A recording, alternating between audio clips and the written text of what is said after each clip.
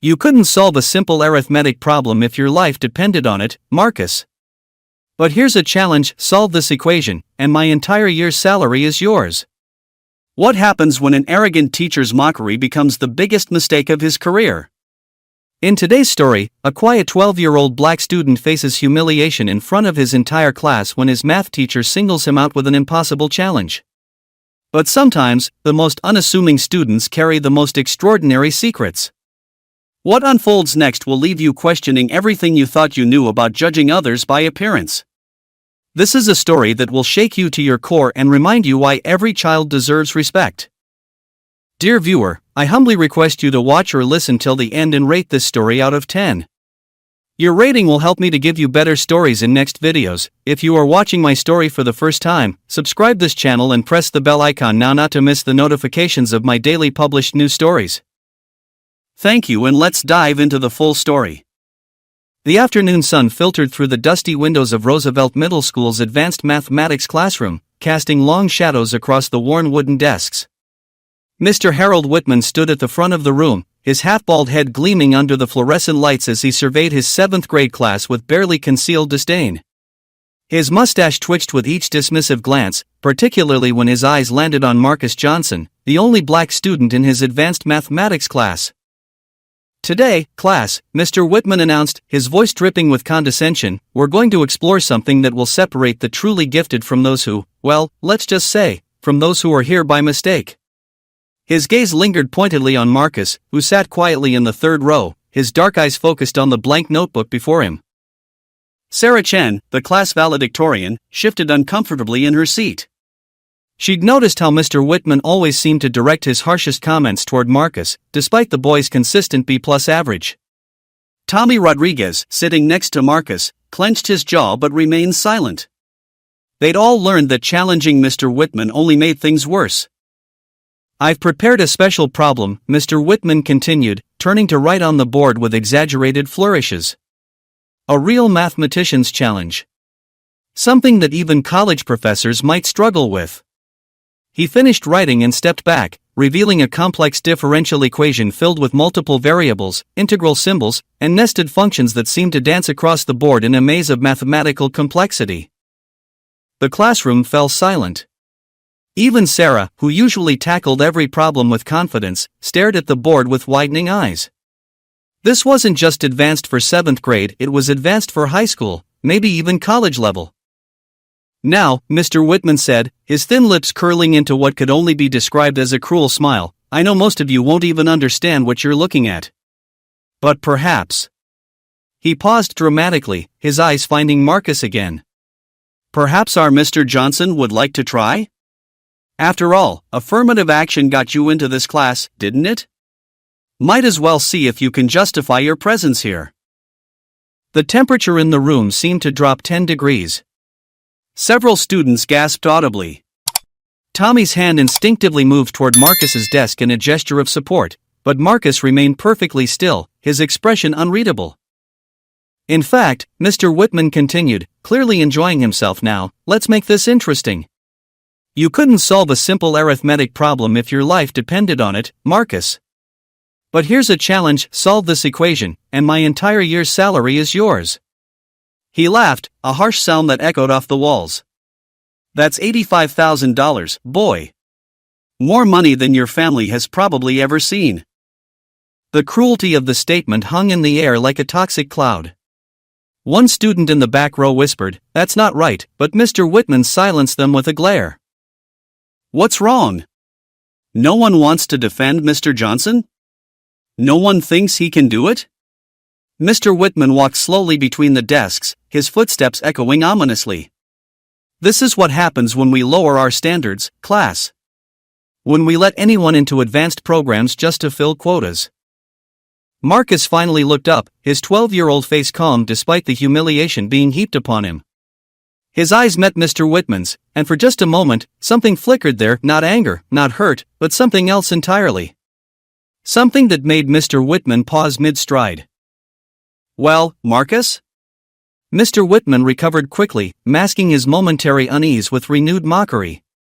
Are you going to sit there like a statue, or are you going to admit that this is beyond you? There's no shame in acknowledging your limitations. In fact, it would be the first intelligent thing you've done all year. The clock on the wall ticked loudly in the silence that followed.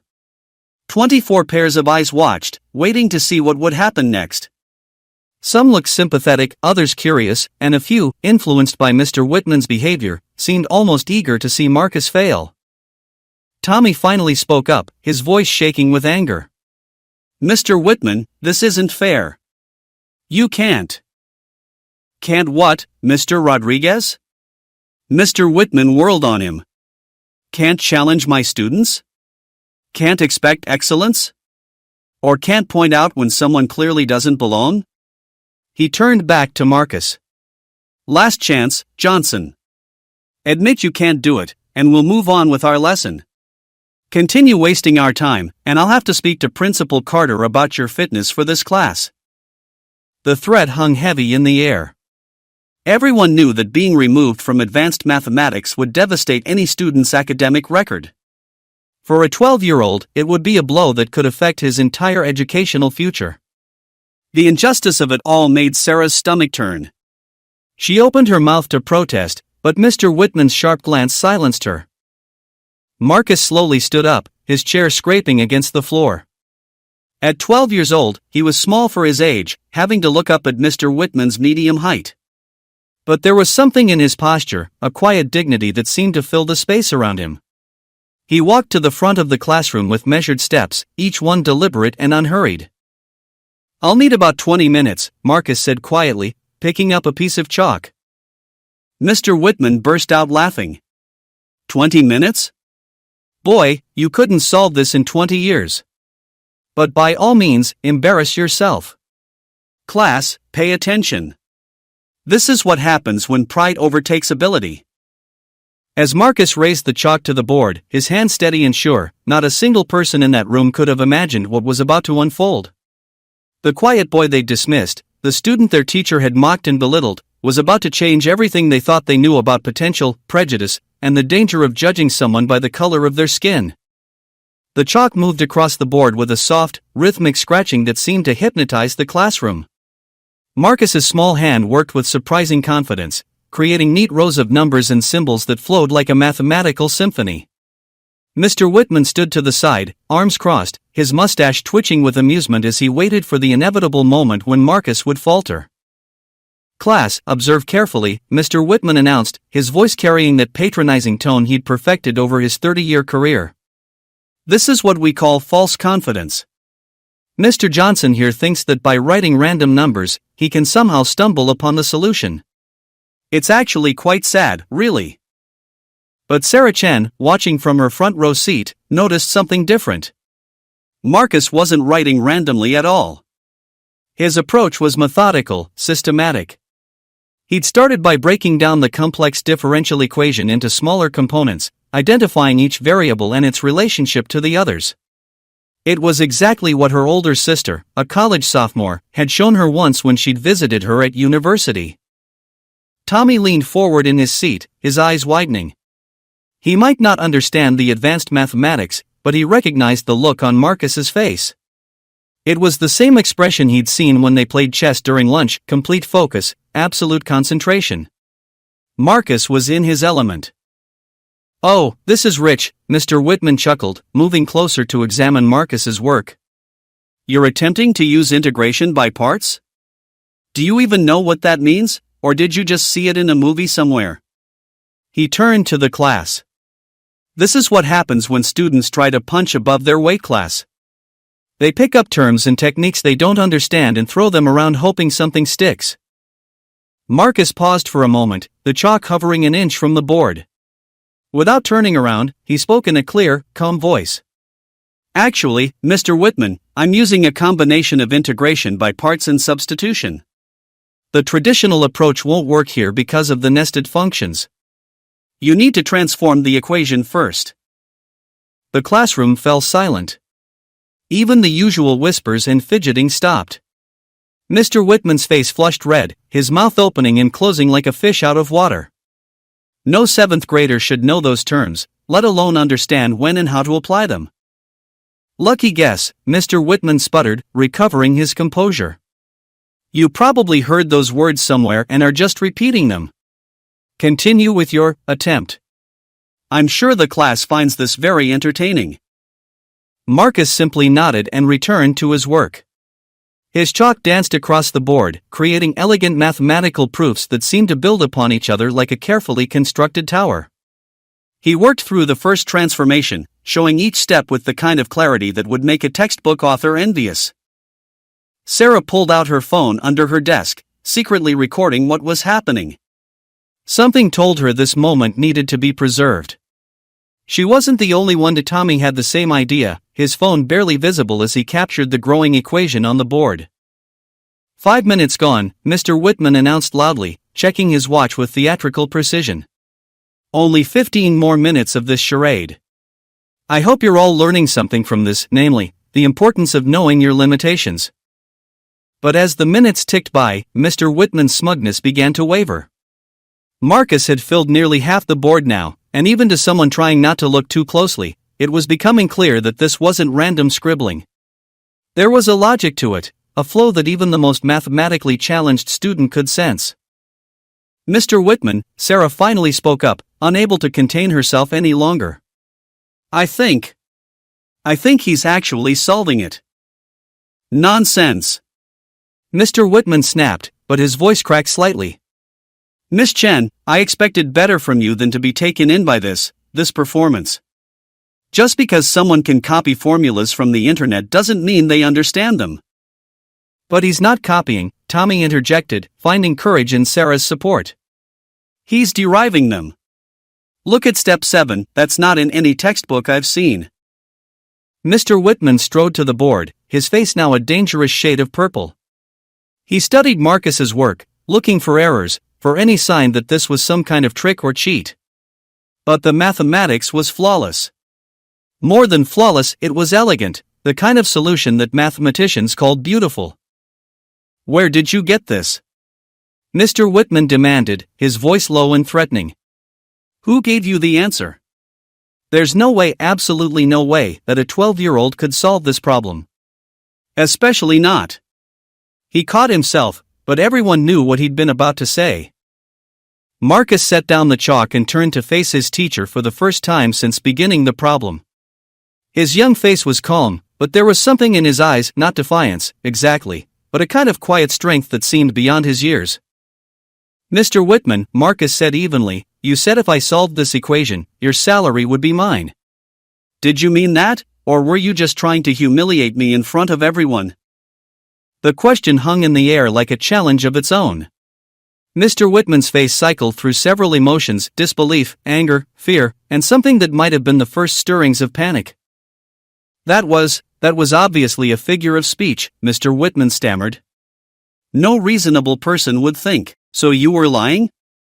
Marcus asked, his voice still perfectly calm. You made a promise you never intended to keep, just to make me look foolish? The moral reversal was complete. Suddenly, it wasn't Marcus who looked foolish, it was Mr. Whitman. The teacher who had spent the last 15 minutes mocking and belittling a child now found himself on the defensive, trying to explain away his cruel behavior. I want you to finish the problem, Sarah said suddenly, standing up. Marcus, please finish it. We all want to see. Yeah, Tommy agreed, also standing. Finish it, Marcus. One by one, other students began to stand, even those who had initially seemed to side with Mr. Whitman. There was something powerful happening in the room, a shift in the balance of power that had nothing to do with age or authority and everything to do with truth and justice. Marcus looked at his classmates, a small smile playing at the corners of his mouth, the first emotion he'd shown since the ordeal began. He picked up the chalk again and turned back to the board. 10 more minutes, he said quietly. That's all I need. Mr. Whitman stood frozen, watching as his carefully constructed world, a world where he was the unquestioned authority, where certain students belonged and others didn't, began to crumble with each stroke of chalk on the board. The impossible was happening right before his eyes, and there was nothing he could do to stop it. The classroom had transformed into something resembling a courtroom, with Marcus as the prosecutor methodically building his case on the blackboard. Each mathematical step was another piece of evidence, each equation a testimony to his brilliance.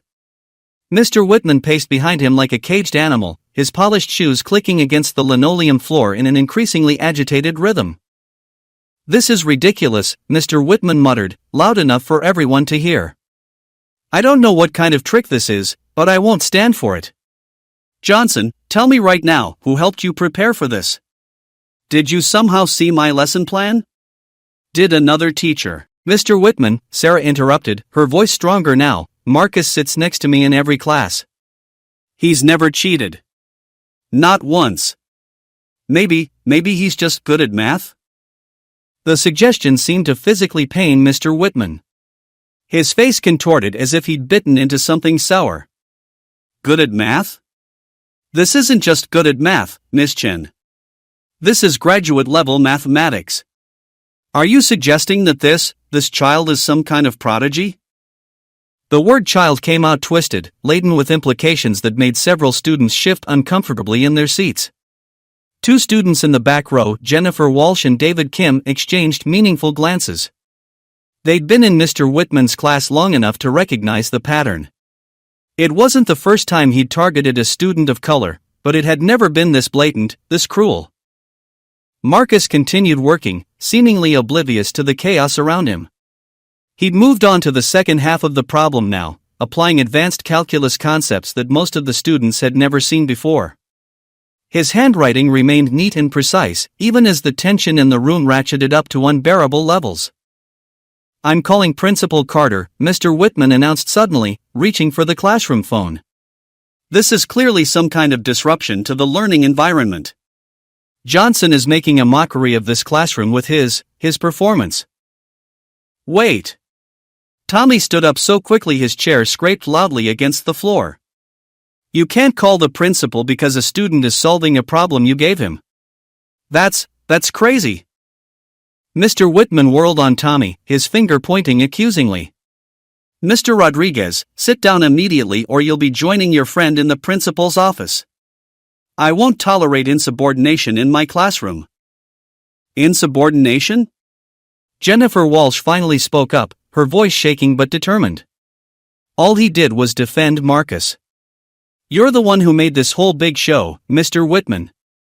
You're the one who said Marcus couldn't do it because she stopped, but everyone knew what she'd been about to say." The atmosphere in the room had shifted dramatically. What had started as one teacher humiliating one student had become something larger, a moment of reckoning that had been building for months, maybe years. Students who had previously remained silent, either out of fear or indifference, were finding their voices. David Kim raised his hand, an oddly formal gesture given the circumstances. "Mr. Whitman, I'd like to point out that Marcus has 15 more minutes. You said 20 minutes. It's only fair to let him finish." "Fair?" Mr. Whitman laughed, but it was a hollow sound, devoid of any real mirth. "Since when has fairness been a concern in mathematics?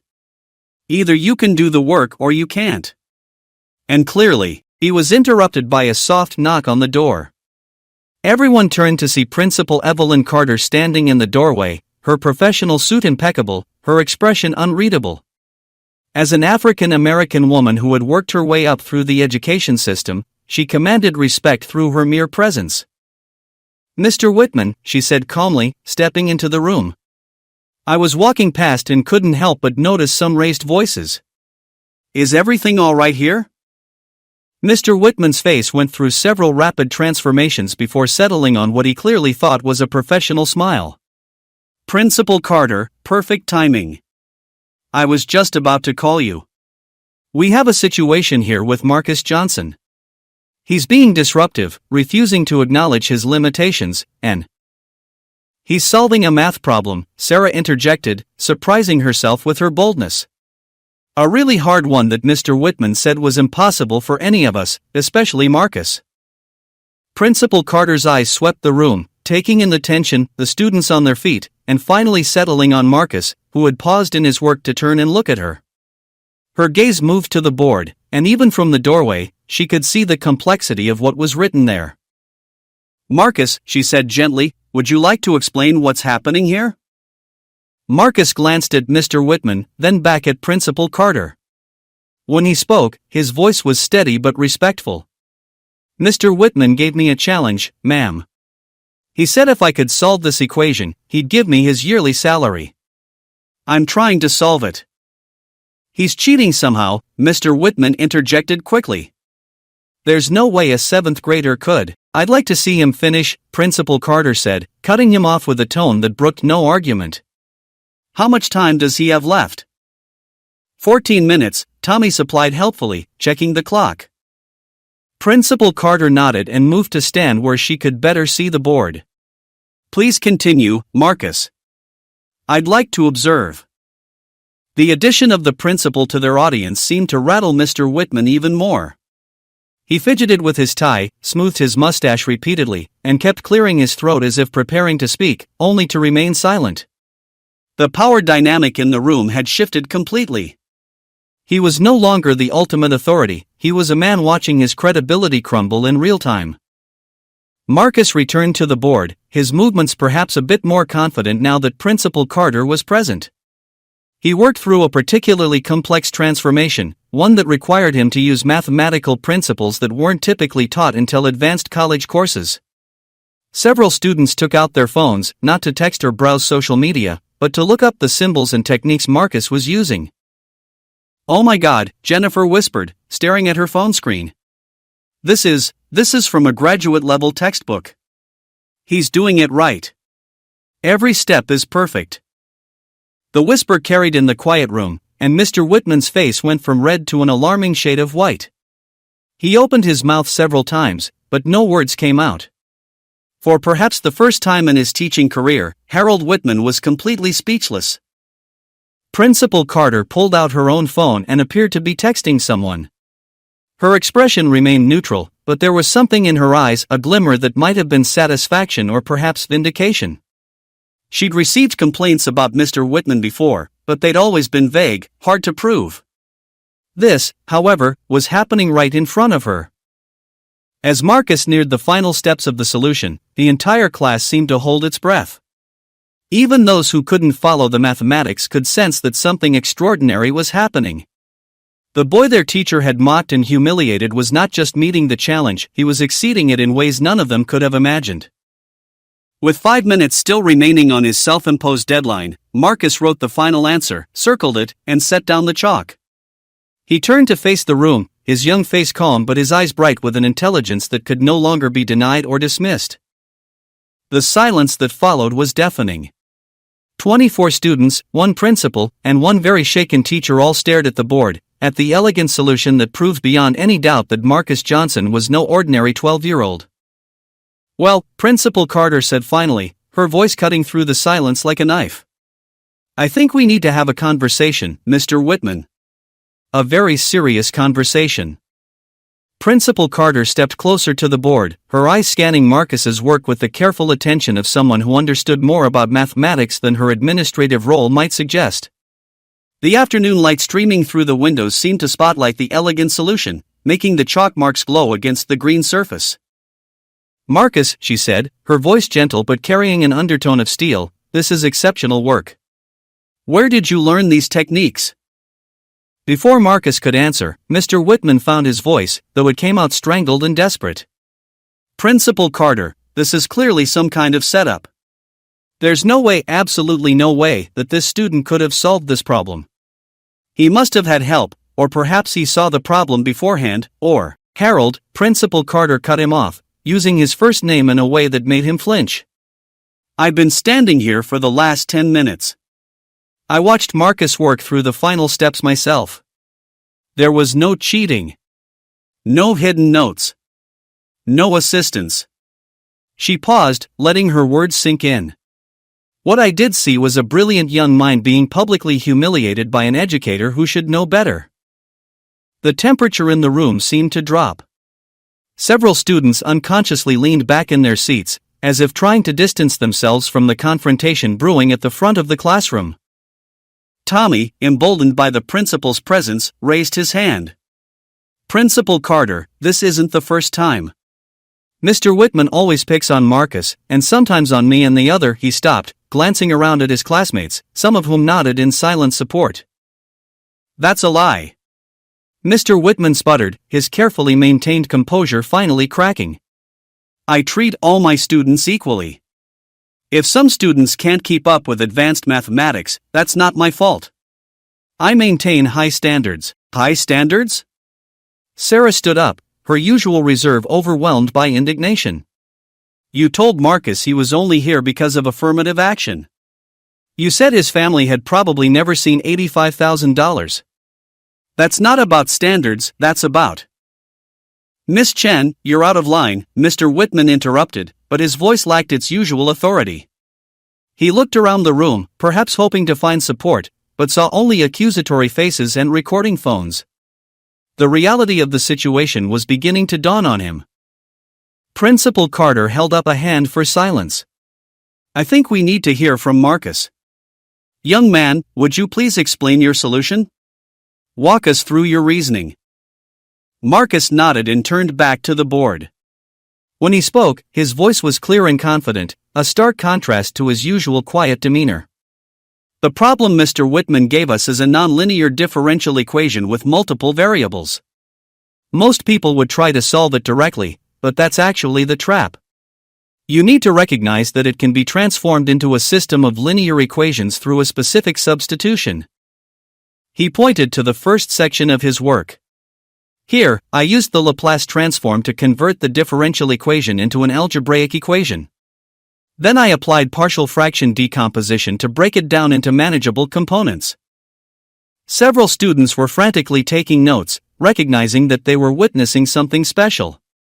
Even those who couldn't follow the mathematics completely could hear the authority in Marcus's voice, the deep understanding that came through in every word. Mr. Whitman watched with growing horror as his 12-year-old student explained concepts that some of his colleagues at the high school would struggle with. Each word was another nail in the coffin of his prejudices, another crack in the foundation of his worldview. The really tricky part, Marcus continued, warming to his subject, was this section here. The nested functions create a recursive relationship that seems unsolvable at first. But if you recognize the pattern, you can use a technique called fixed-point iteration to converge on the solution. Where did you learn about fixed-point iteration? Principal Carter asked, genuine curiosity in her voice. Marcus hesitated for the first time, glancing at Tommy as if seeking permission. His friend gave him an encouraging nod. My mom teaches at MIT, Marcus said quietly. She's a mathematics professor. My dad's an aerospace engineer. They've been teaching me advanced math since I was 6. The revelation hit the room like a thunderbolt. Mr. Whitman's face went through several colors before settling on a sickly gray. His mouth opened and closed soundlessly as the implications of what he'd done crashed over him. Your mother is a professor at MIT, he finally managed to croak out.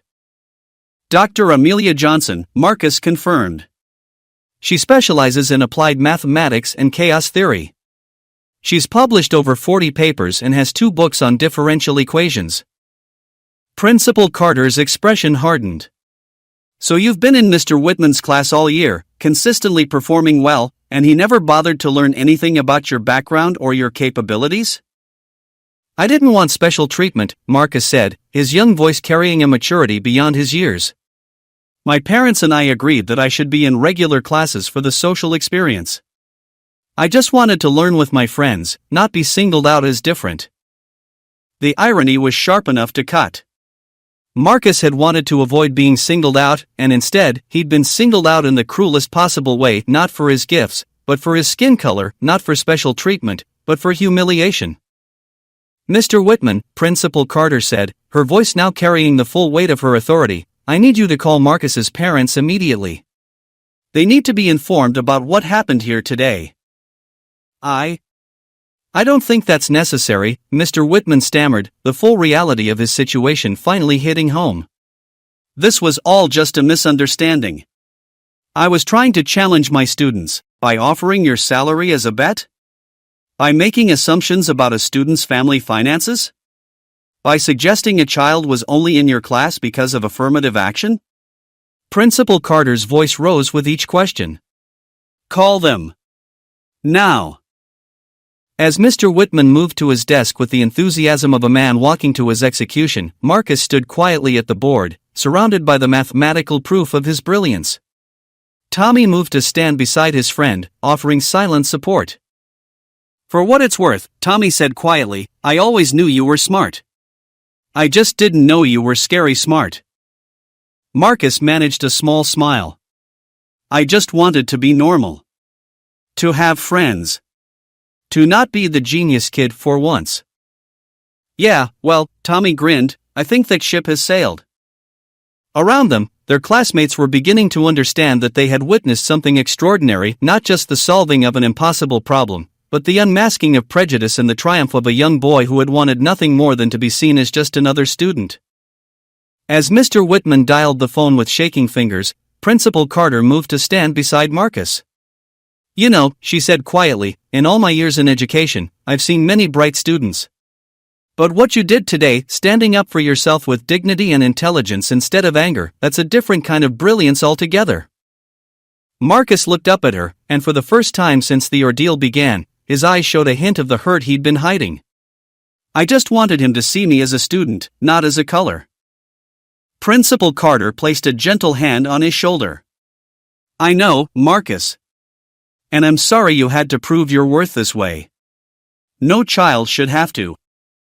The phone call connected, and everyone in the room held their breath as Mr. Whitman began to speak, his voice trembling as he tried to explain to Dr. Amelia Johnson why her son was standing at a blackboard, having just solved a graduate-level mathematics problem on a dare born from prejudice.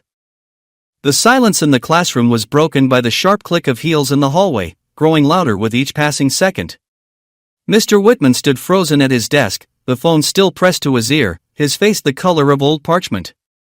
Through the receiver, everyone could hear a woman's voice, controlled, articulate, but with an undertone that suggested barely contained fury. "We'll be there in 10 minutes, the voice said with crisp finality. "And Mr. Whitman? Don't you dare leave that classroom." The line went dead. Mr. Whitman slowly placed the phone back in its cradle, his hand trembling visibly. The confident, condescending teacher who had started this confrontation was gone, replaced by a man who looked like he'd aged 10 years in as many minutes. "Perhaps," Principal Carter said, her tone businesslike, "the rest of the class should be dismissed early today. This situation requires—" "No," Marcus spoke up, surprising everyone. "They should stay. They saw what happened. They should see how it ends." Principal Carter studied him for a moment, then nodded. "Very well. But I expect everyone to remain respectful and quiet. This is not entertainment, it's a learning moment for us all." The students settled back into their seats, the atmosphere thick with anticipation and uncertainty. Sarah Chen still had her phone out, though she'd stopped recording out of respect for Marcus. Tommy remained standing beside his friend, a gesture of solidarity that didn't go unnoticed. Mr. Whitman sank into his chair, staring at the equation on the board as if it were his own mathematical proof of failure. His mustache, usually groomed to perfection, now seemed to droop with defeat. "I didn't mean—" he began, then stopped, apparently unable to finish the thought. "Didn't mean what?" Principal Carter asked, her voice deceptively calm. "Didn't mean to reveal your prejudices? Didn't mean to humiliate a brilliant child? Or didn't mean to get caught?" Before he could answer, the classroom door opened with enough force to make everyone jump. Dr. Amelia Johnson entered first, and the family resemblance to Marcus was immediately apparent, the same intelligent eyes, the same dignified bearing, though hers were currently flashing with maternal fury.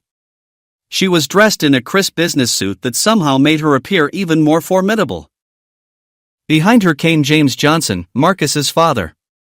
He was tall and broad-shouldered, wearing the kind of casual clothes that suggested he'd dropped everything to come here.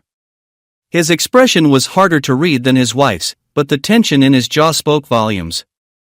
"Marcus," Dr. Johnson said, her voice softening as she saw her son. She crossed to him in 3 quick strides, placing her hands on his shoulders and examining him as if checking for physical wounds. "Are you all right?" "I'm fine, Mom," Marcus assured her, though his voice was smaller now, more like the 12-year-old he was. "I solved the problem." Dr. Johnson's eyes moved to the board, taking in the equation and solution in one swift glance. Her expression shifted from concern to professional interest to pride, all in the space of a heartbeat. Fixed point iteration for the nested functions. Elegant choice. She turned to face Mr. Whitman, and the temperature in the room seemed to drop another degree. Though I doubt you expected that when you designed this little trap. Dr. Johnson, Mr. Whitman started to rise from his chair, but James Johnson's steady gaze kept him seated. This has all been a terrible misunderstanding. No, Dr. Johnson cut him off. A misunderstanding is when you accidentally call someone by the wrong name. This was targeted harassment of a child. My child. She pulled out her phone and began scrolling. Interesting thing about having a son who's cautious by nature, he documents everything. Would you like to see the texts he's sent us throughout the year? Mr. Whitman said I probably couldn't understand the homework. Mr. Whitman asked if my parents could even help me with math. Mr. Whitman said I was bringing down the class average. With each quote, Mr. Whitman seemed to shrink further into his chair. Several students gasped they'd witnessed some of these incidents but hadn't realized Marcus had been documenting them. James Johnson finally spoke, his deep voice calm but carrying an edge of steel. We enrolled Marcus in public school because we wanted him to have a normal childhood. To make friends, to learn social skills, to be part of a community. He looked directly at Mr. Whitman. We didn't expect him to need protection from the very people meant to nurture his growth. The irony, Dr. Johnson continued, her voice taking on a lecturing tone that her MIT students would have recognized, is that Marcus has been holding himself back all year. He could have solved every problem you put on that board in minutes. He could have corrected your occasional errors, oh yes, we've noticed those too. But he didn't, because we taught him to respect his teachers. She paused. Clearly, we need to add an addendum about teachers who don't deserve respect. Principal Carter cleared her throat. Dr. Johnson, Mr. Johnson, I want to assure you that this behavior does not represent our school's values. I'll be launching a full investigation. With all due respect, Principal Carter, Dr. Johnson interrupted, this goes beyond one teacher's behavior. This is about a system that allowed it to continue. She gestured to the classroom full of students. How many of these children have stories similar to Marcus's? How many have been made to feel less than because of assumptions about their race, their background, their potential? Several students shifted uncomfortably. Tommy raised his hand tentatively. Mr. Whitman told me last month that I should consider dropping to regular math because my people are better with their hands than with numbers. Jennifer Walsh added quietly, he said girls like me should focus on subjects that don't require masculine logical thinking. David Kim nodded. He asked me if my parents owned a restaurant or a dry cleaner when I told him my dad was a theoretical physicist. With each revelation, the scope of Mr. Whitman's prejudices became clearer. This wasn't just about one incident with Marcus, it was a pattern of behavior that had been poisoning the classroom environment all year. Dr. Johnson turned to address the students directly. Let me be clear about something. Intelligence, talent, and potential exist in every race, every gender, every socioeconomic background. Anyone who tells you otherwise is not just wrong, they're actively harmful to your development. The equation on that board, James Johnson added, is complex, yes. But the real complexity lies in navigating a world where you're judged by your appearance before your abilities. Marcus solved both problems today, the mathematical one and the social one. He proved his worth in a game where the rules were stacked against him. Mr. Whitman finally found his voice, though it was weak and thready. I never meant to. I have high standards for all my students. No, Marcus spoke up, surprising everyone with the firmness in his young voice. You have high standards for students who look like you and low expectations for everyone else. That's not the same thing. The clarity of the 12-year-old's observation hung in the air, undeniable and damning. Mr. Whitman opened his mouth to respond, then closed it again, apparently recognizing the futility of denial in the face of such truth. Dr. Johnson pulled out a business card and handed it to Principal Carter. This is our attorney's information. We'll be pursuing this matter formally. Not for money, despite Mr. Whitman's assumptions, we're quite comfortable financially. But this pattern of discrimination needs to be addressed at a systemic level. Mom, Marcus said quietly, he did promise me his salary if I solved the equation. A ghost of a smile crossed Dr. Johnson's face. Did he now? In front of witnesses? In front of the whole class, Sarah Chen confirmed, finding her courage. He was very specific about it. $85,000. Well then, Dr. Johnson said, her smile growing slightly wider and considerably sharper, that's a verbal contract, isn't it? Made in front of 24 witnesses. Though I suspect Marcus would prefer to donate it to a scholarship fund for underrepresented students in STEM fields. Wouldn't you, sweetheart? Marcus nodded, a small smile finally breaking through his serious expression. That would be good. Help kids who actually need it. The poetic justice of the moment wasn't lost on anyone.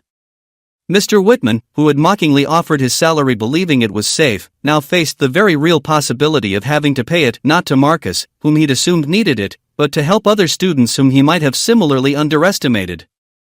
The impromptu conference had moved to Principal Carter's office, but the reverberations continued to spread throughout Roosevelt Middle School. Within minutes, word had traveled through the hallways like wildfire. Marcus Johnson, the quiet kid from Mr. Whitman's class, was actually a genius, and Mr. Whitman was in serious trouble. In the principal's office, the atmosphere was electric with tension and possibility.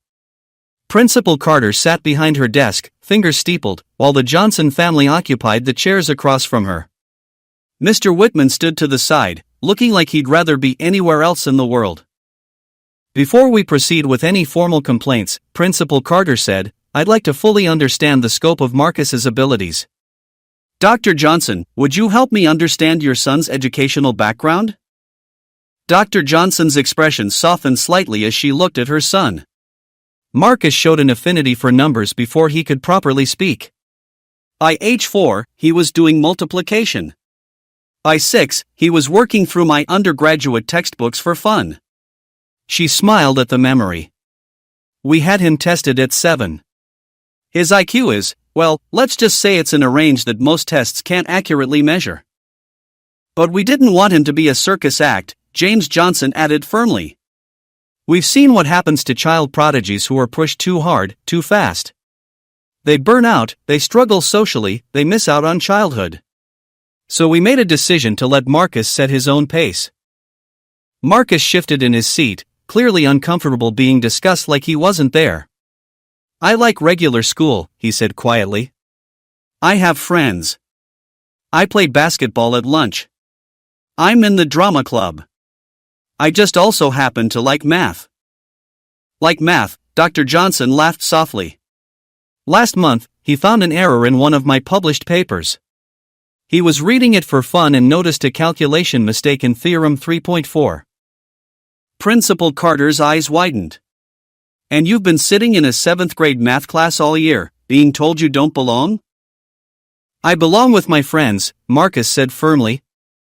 Being smart doesn't mean I should be isolated from other kids my age. But surely, Mr. Whitman interjected, apparently unable to help himself, keeping him in regular classes is holding him back. He should be in advanced programs, special schools, like the one that would have accepted him if he were white? Dr. Johnson's voice cut like a blade. The same programs you assumed he couldn't qualify for? The opportunities you never told him about because you'd already decided he wasn't worthy? Mr. Whitman fell silent again, the contradiction in his positions apparently just occurring to him. Principal Carter's phone buzzed. She glanced at it, and her expression shifted. It seems word has gotten out. I have 3 school board members asking what's happening, and... She paused, reading further, a local news station asking if it's true that a student was discriminated against for solving an impossible math problem. How did they? Mr. Whitman started, then stopped, remembering all the phones that had been out during the incident. Social media, Principal Carter said dryly. Several students posted videos. They're already going viral. The headline seems to be Racist Teacher Offers Salary to Black Student for Solving Problem, Loses. Mr. Whitman's face went from pale to positively ghostly. "This could ruin me," he whispered. "Your actions could ruin you," James Johnson corrected. "The videos are just evidence." There was a knock at the door, and Principal Carter's assistant peeked in. "Sorry to interrupt, but there's a Professor David Chen on video call. He says Dr. Johnson asked him to verify some mathematical work." Dr. Johnson smiled. "David is the head of MIT's mathematics department.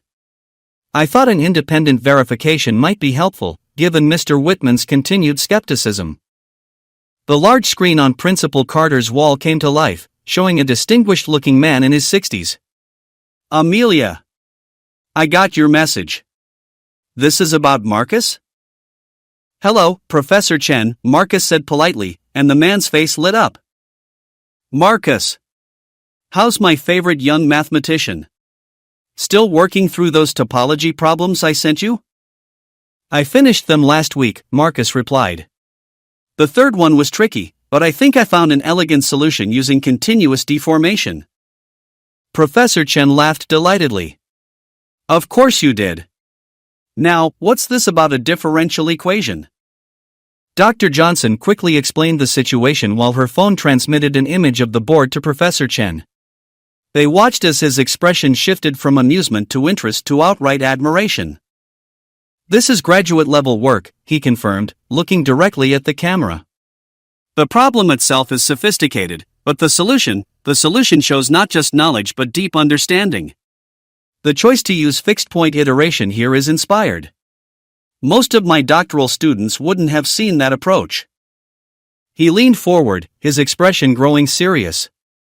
"Who designed this problem?" "I did," Mr. Whitman admitted reluctantly. "Then you're either a better mathematician than your behavior suggests, or you copied it from somewhere thinking no one could solve it," Professor Chen said bluntly. Either way, offering it to a 12-year-old as an impossible challenge was pedagogically irresponsible and ethically questionable. "The boy's a genius," Mr. Whitman protested. "He doesn't need to be in my class. Every child needs teachers who believe in them," Professor Chen interrupted. "Marcus is indeed gifted, extraordinarily so. I've been informally mentoring him for 2 years now, and his potential is limitless. But you know what he needs more than advanced mathematics? He needs a childhood. Friends. Normal experiences. Teachers who see him as a whole person, not just a skin color or a test score." Sarah Chen's voice came from off-screen. "Uncle David? Is that you?" Professor Chen smiled. "Sarah, I didn't know you were in Marcus's class. How's your sister doing at MIT?" "She's good. She says your advanced calculus class is killing her, though." "Tell her to come to office hours," Professor Chen said with a laugh, then grew serious again. "Principal Carter, I hope you understand what you have in Marcus Johnson. He's not just a gifted student, he's a once-in-a-generation mind. The fact that he's also a well-adjusted, kind young man is a testament to his parents' wisdom in letting him grow at his own pace." "But Mr. Whitman," Professor Chen continued, his tone hardening, "what you did today wasn't just wrong, it was dangerous.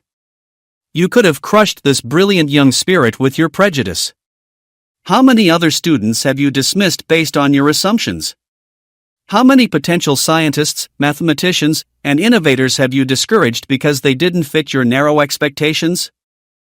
Tommy, who had somehow appeared in the doorway with Sarah, spoke up. "Professor Chen's right. Marcus helps me with my homework all the time, but he never makes me feel stupid. That's what a real teacher does." "Who let you two in here?" Principal Carter asked, though her tone was more amused than angry. "We were worried about Marcus," Sarah explained. And we have something to show you. About Mr. Whitman." She held up her phone. "I've been collecting stories all day. 17 students have sent me examples of Mr. Whitman's comments. Not just about race. About gender, religion, economic background. There's a pattern." The room fell silent as the full scope of the situation became clear.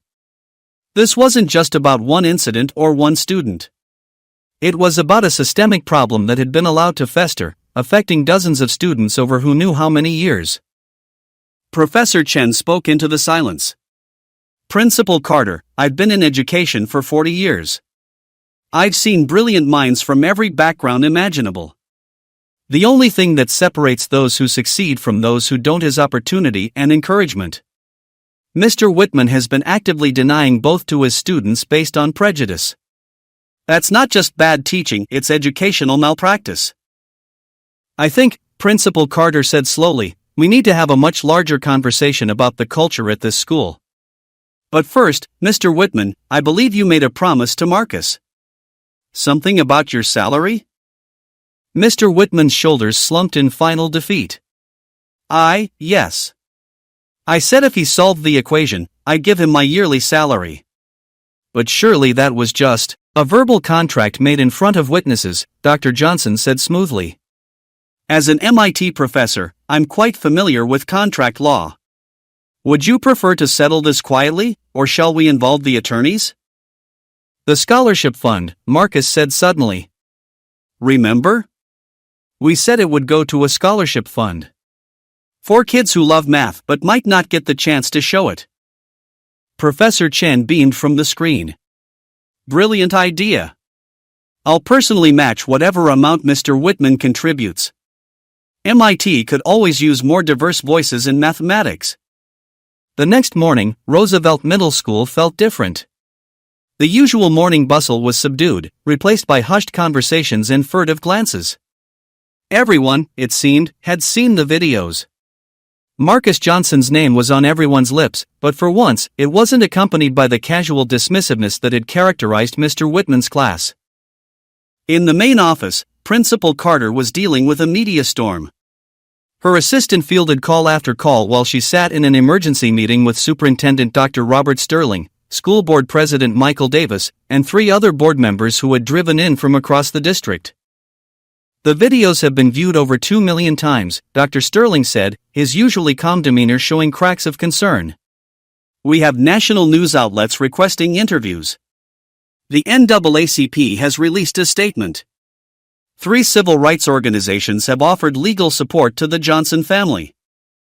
Michael Davis, a heavy-set man with kind eyes, shook his head slowly. How did we let this happen? How did Harold Whitman teach here for 15 years without anyone stopping this behavior? Because he was subtle about it, usually, Principal Carter replied, sliding a folder across the table. I've been reviewing complaints going back years. Individually, each incident could be explained away. A poor choice of words here, a misunderstanding there. It's only when you see the pattern. The pattern of destroying children's confidence based on their race, board member Patricia Williams, an elderly black woman who'd been fighting for educational equity for decades, finished bluntly. We all know teachers like Whitman exist. The question is, what are we doing about it? Meanwhile, in a hastily arranged interview room at the local news station, Lisa Thompson, a seasoned education reporter, was preparing for what would become one of the most watched segments in the station's history. She'd managed to secure interviews with several key players, though notably, Mr. Whitman had declined to comment on advice from his newly hired attorney. Tonight, we explore a story that's captured national attention, Lisa began, looking directly into the camera. A 12-year-old boy, a mathematical genius, and a teacher whose prejudice led to a very public downfall.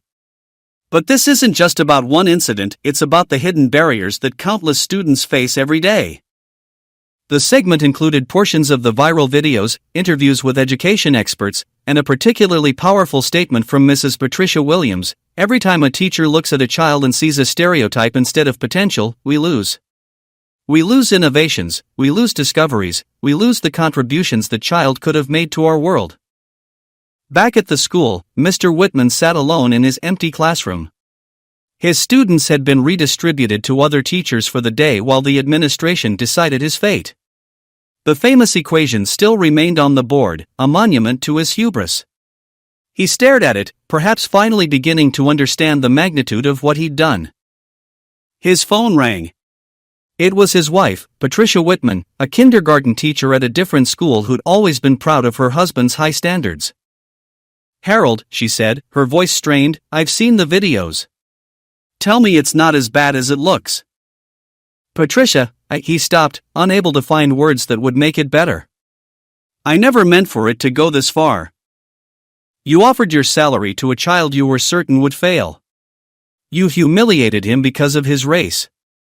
How far did you intend for it to go? Her voice broke. Do you know what my students are saying? My 5-year-olds are asking if Mr. Whitman is the mean teacher on TV. How do I answer that?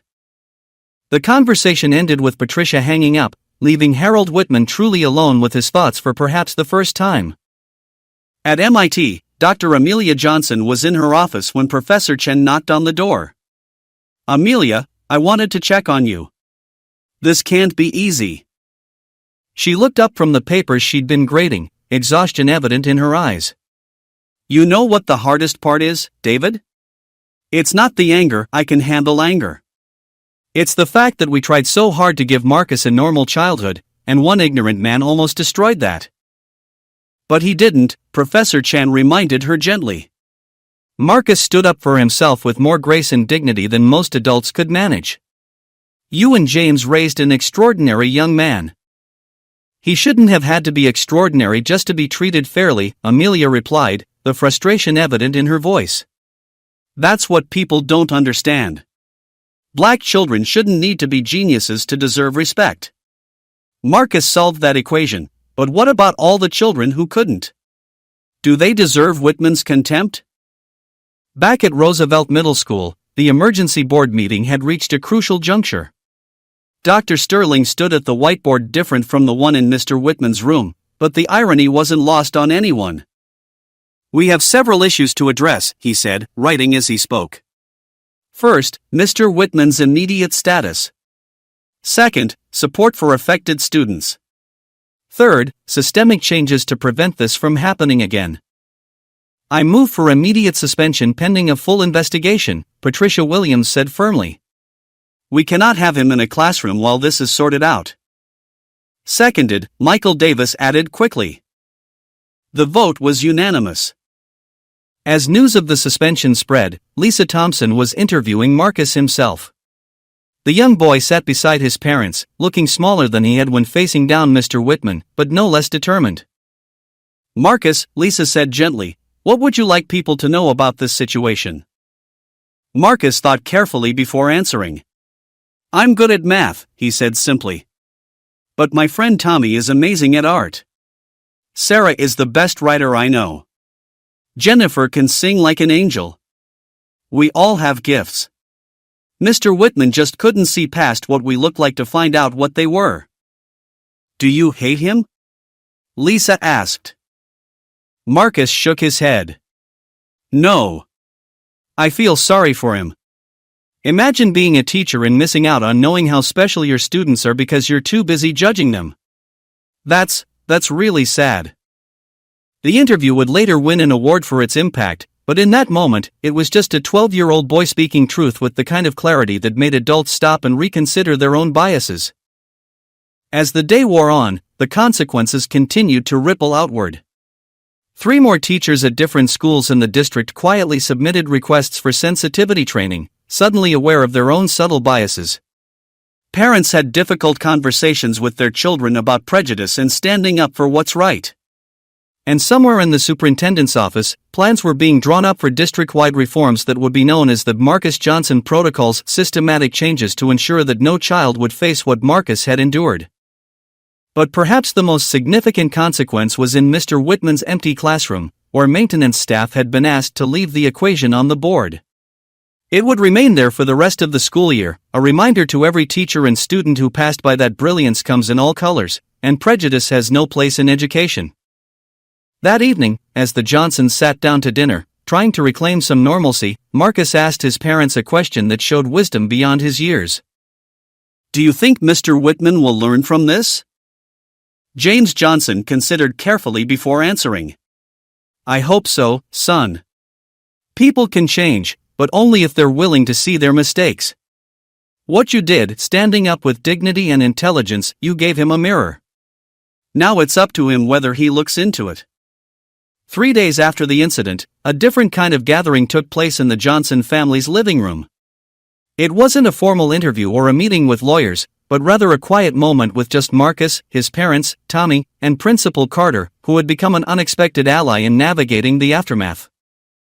"I think," Dr. Amelia Johnson said, setting down her coffee cup, "it's time people understood the full story. Not just about the equation or Mr. Whitman, but about why we made the choices we did for Marcus."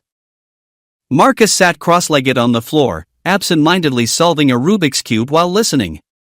It was a habit his parents had noticed years ago. His hands always needed to be busy when his mind was processing emotional topics. "I was identified as gifted when I was 5, Amelia began, her voice taking on a reflective quality. "Back then, that meant being pulled out of regular classes, put in special programs, labeled as different. By the time I was Marcus's age, I had no real friends. I was the smart black girl, and that was all anyone saw." James reached over and took his wife's hand. "My experience was similar. Accelerated through grades, in college by 15, doctorate by 21. Impressive on paper, lonely in reality.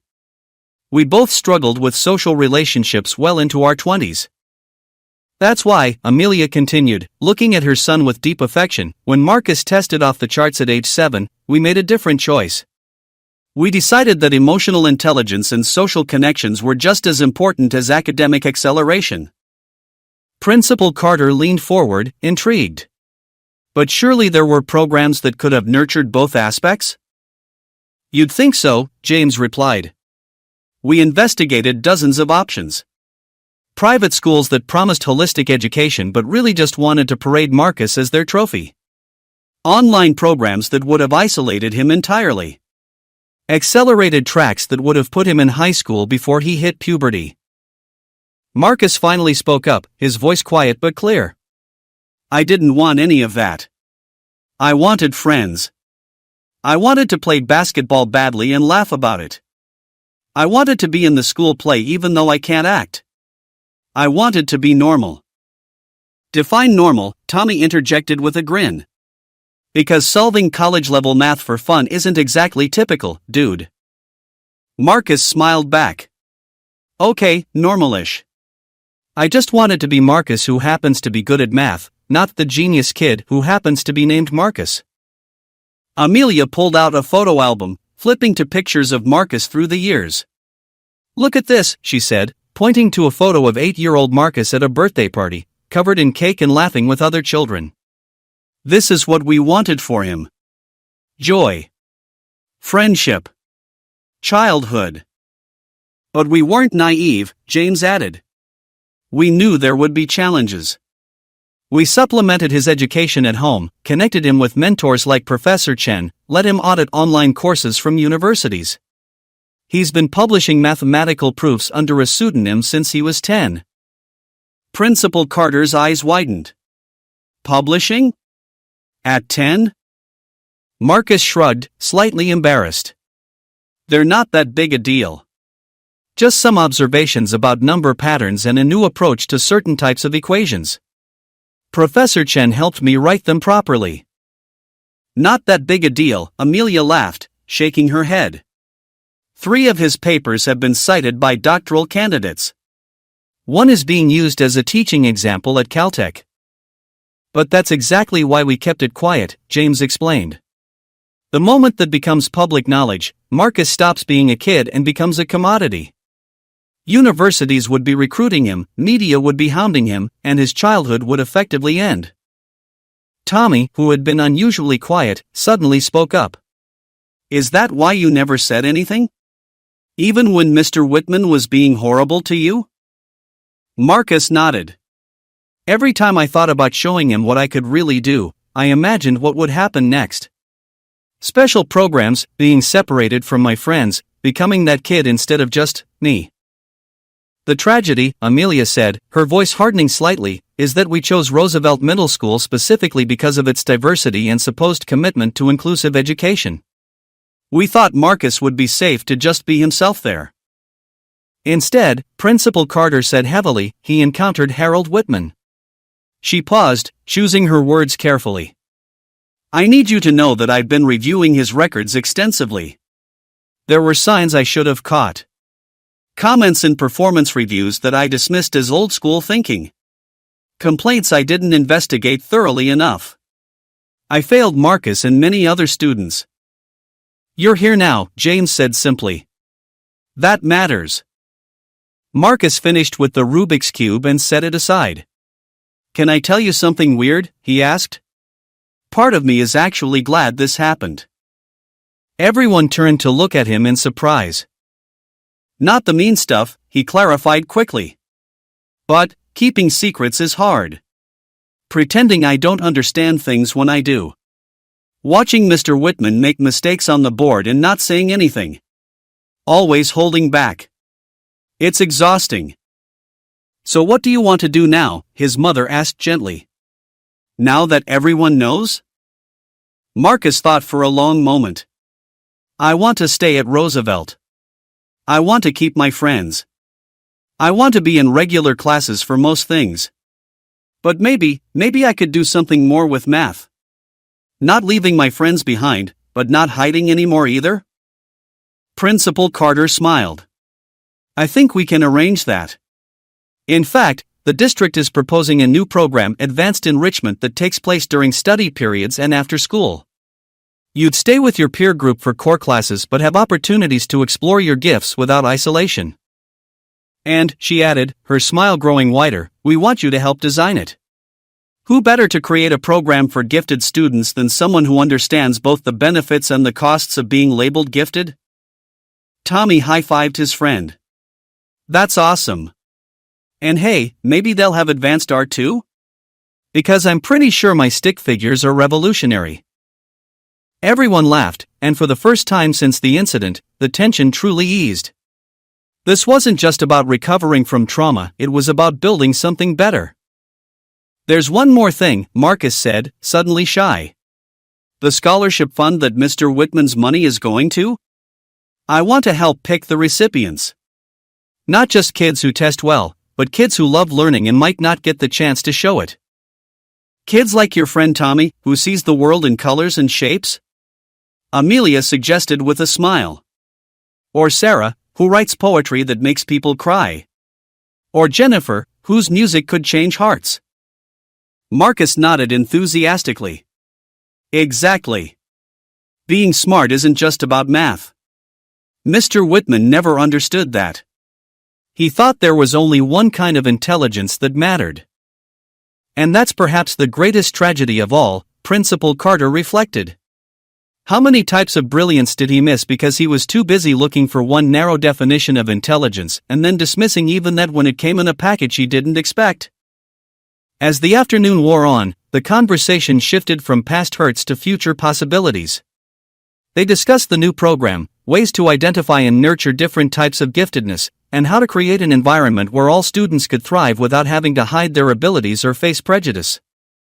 But perhaps the most important moment came when Marcus walked Principal Carter to the door. She turned to him and said, Marcus, I want you to know something. In my 20 years in education, I've met many intelligent students. But intelligence without courage is just potential. What you showed, standing up for yourself with dignity, turning a moment of humiliation into an opportunity for change, that's not just smart. That's wise. Marcus smiled, looking every bit the 12-year-old he was. My mom says wisdom is just intelligence plus experience plus empathy. I guess Mr. Whitman gave me the experience part.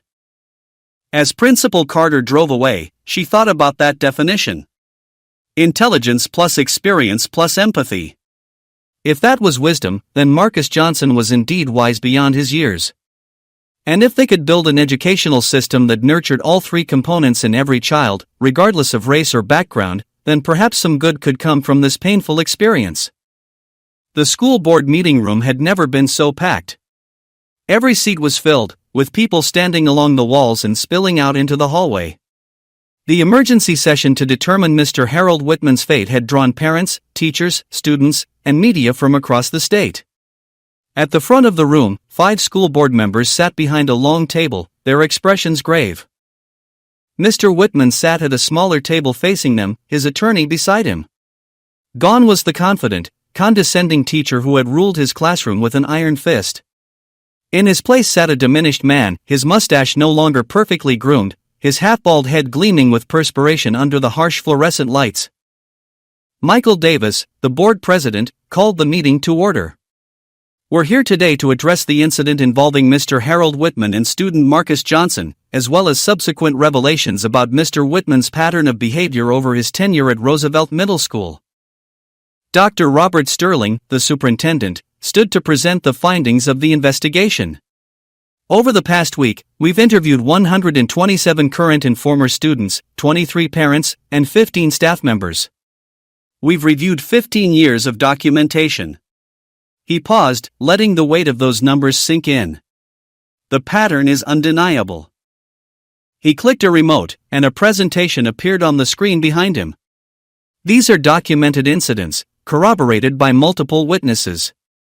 The list began to scroll, telling Latino students they were better suited for vocational training, suggesting female students couldn't understand masculine logic, consistently grading minority students more harshly for equivalent work, making assumptions about students' home lives based on race, discouraging minority students from applying to advanced programs. The list went on and on. Several people in the audience gasped. Others nodded knowingly, they'd experienced it firsthand. Patricia Williams, the board member who'd called for Whitman's suspension, leaned into her microphone. "Mr. Whitman, do you have anything to say about these findings?" Whitman's attorney whispered urgently in his ear, but Whitman shook his head and stood. I never saw it as discrimination," he began, his voice barely audible. "I had high standards. I wanted to push students to be realistic about their abilities." Realistic based on what? Patricia Williams interrupted. Their skin color? Their last names? Their parents' occupations? Whitman faltered. I was trying to help them avoid disappointment. By disappointing them yourself? The voice came from the audience. Everyone turned to see a young woman standing, her professional attire marking her as someone who'd done well despite the odds. "Mr. Whitman, I'm Maria Rodriguez. I was in your class 10 years ago. You told me I'd never make it in engineering, that I should consider becoming a teacher's aide instead. I just graduated from MIT. With honors." Another voice joined hers. James Park. "You said my people were good at repetition, not innovation. Luckily for me, I guess you missed my patent for prosthetic joint technology." One by one, former students stood and shared their stories. Each was a testament to potential that had survived despite Whitman's attempts to crush it.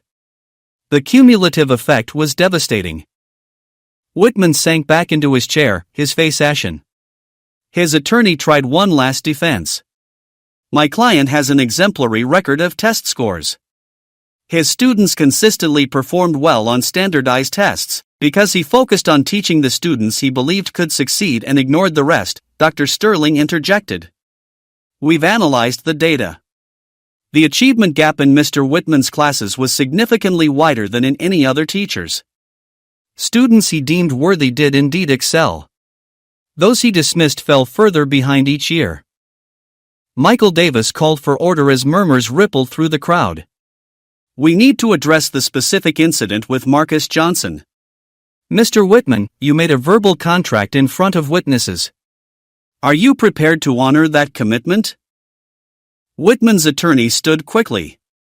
That was clearly not a serious offer. It was serious enough when he thought Marcus would fail. James Johnson's voice cut through from the audience. He stood, his presence commanding attention. Serious enough to humiliate a child in front of his peers. If it was serious then, it's serious now. The board members conferred quietly among themselves before Patricia Williams spoke.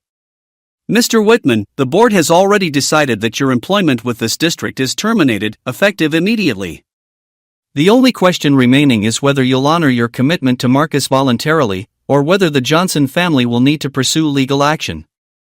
Whitman looked up, his eyes finding Marcus in the audience. The boy sat between his parents, watching with those same calm, intelligent eyes that had first unsettled him. "I'll pay," Whitman said quietly. "To the scholarship fund. Over time, but I'll pay." That's a start, Michael Davis said. But it's not enough. Mr. Whitman, you've damaged countless young lives with your prejudice. What are you prepared to do about that?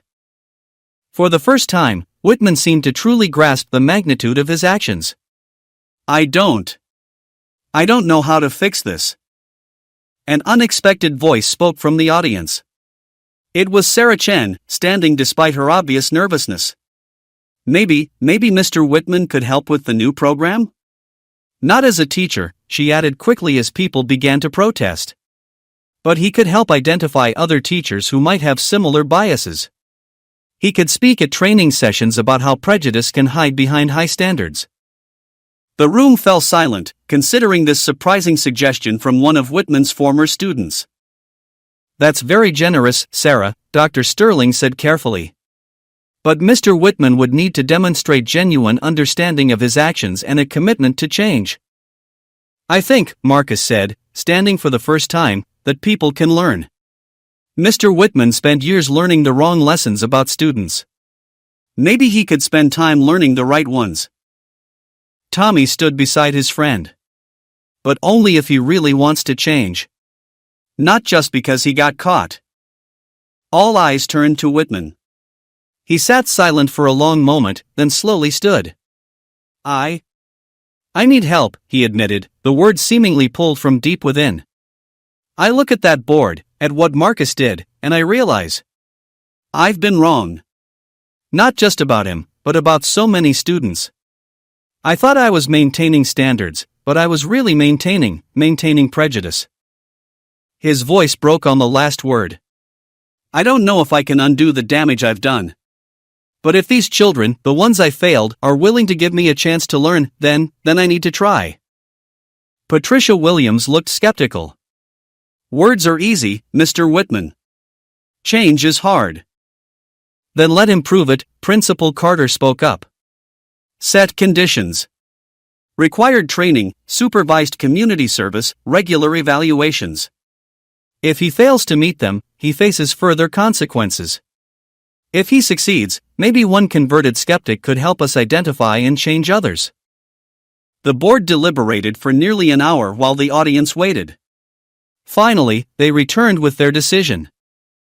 Mr. Harold Whitman, Michael Davis read from a prepared statement, you are hereby terminated from employment with this school district. You are required to pay $85,000 to the Marcus Johnson Mathematics Opportunity Fund over a period of 5 years. Additionally, should you wish to participate in redemptive justice, you must complete 200 hours of diversity and inclusion training, serve 500 hours of supervised community service in underserved schools, and participate in our bias interruption program as a cautionary voice. He looked up from the paper. This is not forgiveness, Mr. Whitman. This is an opportunity for redemption that your victims are graciously offering. Do not waste it. Whitman nodded, unable to speak. As he was escorted out, he paused near the Johnsons. I'm sorry, he said simply. That's not enough, I know. But I'm sorry. Marcus met his eyes. Prove it, he said quietly. Not to me. To the next student who walks into a classroom looking different from what a teacher expects. Prove it to them. As the meeting concluded and people began to file out, conversations buzzed about what they'd witnessed. It wasn't the vengeful takedown many had expected. Instead, it had become something more complex, a community grappling with how to address systemic prejudice while leaving room for growth and change. Dr. Sterling caught up with the Johnson family as they left. Marcus, he said, what you did in there offering a path to redemption that showed remarkable maturity. Marcus shrugged, suddenly looking every bit his 12 years. My mom always says holding on to anger is like trying to solve an equation with the wrong formula. Sometimes you have to try a different approach. Besides, Tommy added with a grin, if Mr. Whitman actually changes, that's way better than if he just stays angry and teaches somewhere else, right? Sarah Chen joined them, still looking thoughtful. Do you really think people can change that much? I don't know, Marcus admitted. But I think they should have the chance to try. That's what Mr. Whitman never gave us, the chance to prove we were more than what he assumed. Maybe we can be better than he was.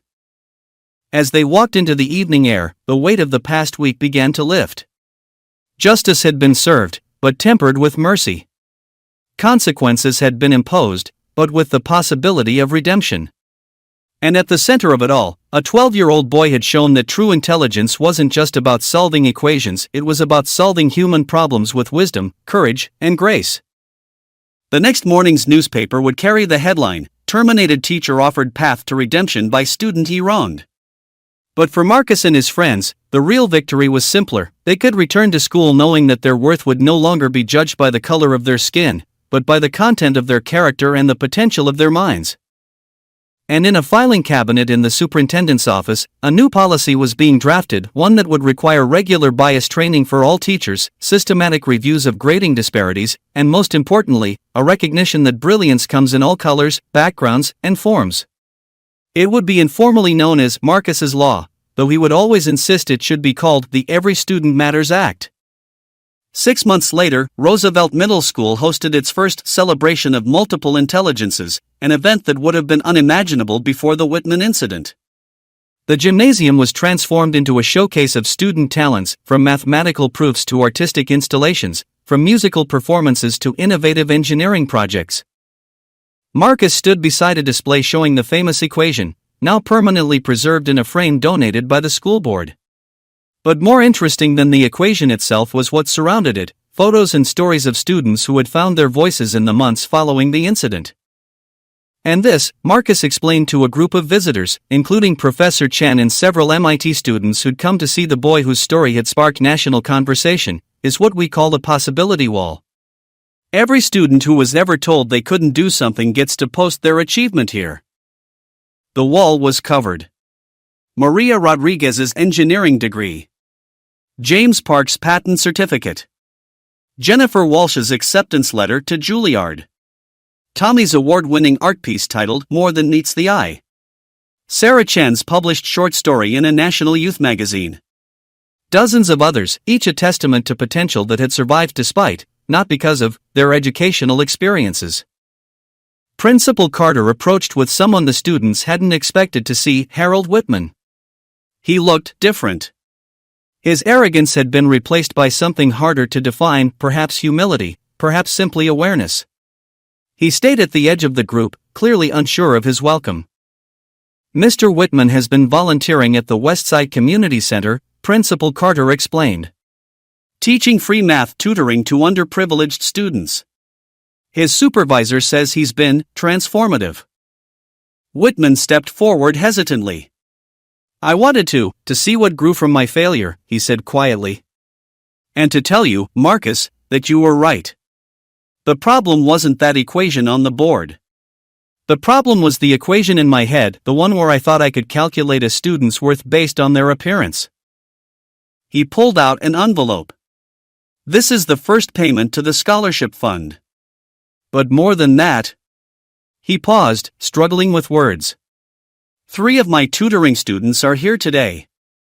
Kids I would have dismissed before. They're all going to summer programs at the university. Turns out, when you expect brilliance instead of assuming limitations, you tend to find it." Marcus studied his former teacher for a long moment, then extended his hand. "Thank you for learning, Mr. Whitman. That's all any of us can do, keep learning."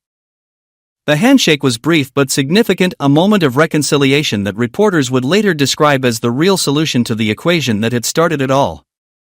Dr. Amelia Johnson, watching from nearby, turned to her husband. "Our boy just keeps teaching us, doesn't he?" "Every day," James agreed. "Though I'm not sure we can take credit for his capacity for forgiveness." "That's all him," Amelia smiled. "We just gave him the space to be himself." The event continued with performances and presentations. Tommy unveiled a mural he'd painted for the school, a vibrant celebration of diversity where mathematical equations danced with musical notes, where scientific formulas intertwined with poetry, where every type of intelligence was given equal space to shine. Sarah Chen took the stage to read an essay she'd written about the experience. "We all have gifts," she read, her voice clear and strong. "Sometimes they're obvious, like Marcus's mathematics. Sometimes they're hidden, waiting for someone to believe in them. But the greatest tragedy isn't when those gifts go unrecognized, it's when we let others convince us they don't exist. The audience, a mix of students, parents, teachers, and community members, applauded thunderously. Among them sat several school board members, including Patricia Williams, who had become a fierce advocate for the new programs spawned by the incident. Dr. Sterling took the microphone next. 6 months ago, we faced a crisis that could have torn our community apart. Instead, led by the wisdom of a 12-year-old boy, we chose to transform it into an opportunity. Today, I'm proud to announce that the Marcus Johnson protocols have been adopted by 17 school districts across the state. More applause, though Marcus looked slightly embarrassed by the attention. He still preferred solving equations to making speeches. Furthermore, Dr. Sterling continued, the Marcus Johnson Mathematics Opportunity Fund has raised over $200,000, enough to provide advanced educational opportunities for dozens of students who might otherwise have been overlooked. And yes, Mr. Whitman's contributions have been arriving regularly. Professor Chen was invited to speak about the new partnership between MIT and Roosevelt Middle School. We're not here to steal your brightest students, he assured the audience. We're here to help nurture all types of intelligence while keeping communities and friendships intact. Marcus taught us that brilliance without connection is incomplete. As the formal program wound down, Marcus found himself in his old math classroom, now taught by Ms. Jennifer Martinez, a young teacher who believed in finding the potential in every student. The famous equation had been removed, but something else had taken its place, a quote from Marcus himself, painted in bold letters, everyone can solve something. The trick is finding the right problem. Do you miss it?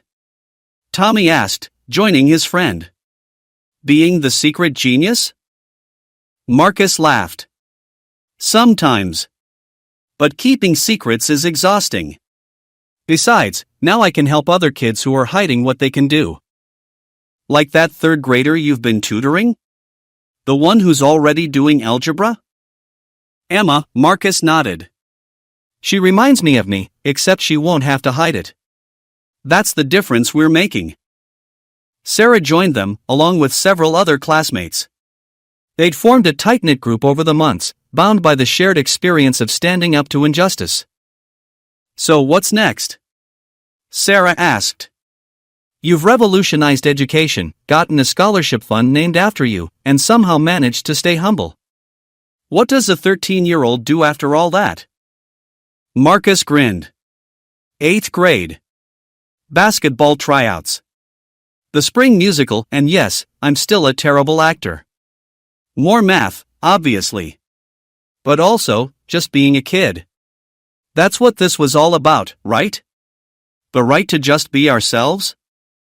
As the sun set through the classroom windows, casting long shadows reminiscent of that fateful day 6 months earlier, the friends sat and talked about their futures. Some would pursue STEM fields, others the arts. Some would become teachers, determined to be better than what they'd experienced. Others would go into law or politics, fighting for equity on a larger scale. But all of them had learned the same crucial lesson, that brilliance comes in many forms, that prejudice diminishes us all, and that sometimes the most complex problems have the simplest solutions: respect, opportunity, and the chance to prove that everyone has something valuable to contribute. The evening ended with an unexpected visitor. Lisa Thompson, the reporter who'd covered the original story, arrived with a film crew. We're doing a follow-up, she explained. About how one incident can spark real change. Would you be willing to talk, Marcus? Marcus looked at his parents, who nodded their approval. Okay, he said. But not just about me. About all of us. About every student who's ever been underestimated. This isn't just my story, it's ours. As the cameras rolled, capturing the transformed school and the students who'd transformed with it, the message was clear. What had started as one teacher's attempt to humiliate a student had become a movement for educational equity that was spreading across the country. And at the center of it all was a simple truth, written not on a blackboard but in the hearts and minds of everyone who'd witnessed it: when you give students the chance to show their brilliance, all students, regardless of race, gender, or background, they will solve more than equations. They'll solve problems we didn't even know we had. The Marcus Johnson Mathematics Opportunity Fund would go on to support hundreds of students over the years. The Whitman Redemption Program, as it came to be known, would help identify and reform biased educators across the district. And Marcus himself would continue to balance his extraordinary gifts with his determination to remain connected to his community and friends. But perhaps the most lasting legacy was the simplest one. In a 7th grade math classroom in Roosevelt Middle School, prejudice had been given a problem it couldn't solve: the unlimited potential of a child who refused to be limited by someone else's expectations. And that solution, unlike any equation on a board, would last forever. Today's story reminds us that every child deserves to be seen for who they truly are, not through the lens of prejudice or assumption. Marcus's courage in standing up to discrimination, and his grace in offering redemption, shows us that change is possible when we choose understanding over ignorance. In classrooms across the world, there are countless Marcus Johnsons, brilliant minds waiting to be recognized, nurtured, and celebrated regardless of their background. Let's be the teachers, parents, and community members who see potential instead of stereotypes. If this story touched your heart, please like this video and subscribe to our channel. Together, we can share more stories that challenge us to build a world where every child's brilliance is recognized and celebrated. Thank you for watching.